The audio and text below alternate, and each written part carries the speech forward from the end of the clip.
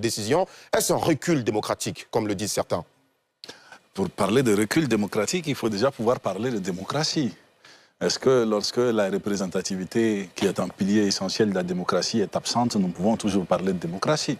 Parlons de démocratie surtout pour les capacités du peuple à se faire représenter. Quand nous analysons ces décisions prises, il y a quand même souvent des prétextes avancés. Certains disent que pour être concentré sur les questions sécuritaires ou parfois pour atteindre une certaine cohésion nationale.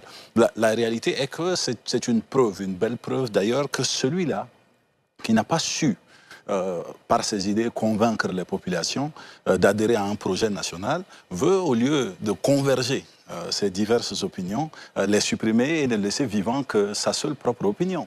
Donc cela n'est pas forcément d'ailleurs un recul de la démocratie, c'est un recul de la nation elle-même, parce qu'une véritable nation rassemblée, c'est une nation dans laquelle il existe diverses opinions, il existe divers courants de pensée, et que l'ensemble de ces courants de pensée peuvent se donner la main pour aller travailler sur ce qui pourrait être l'essentiel.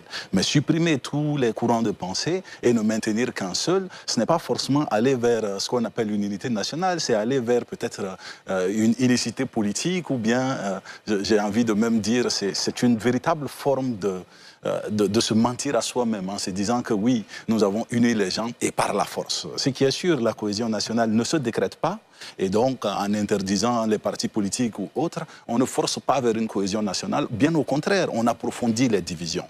L'autre aspect qu'ils mettent en avant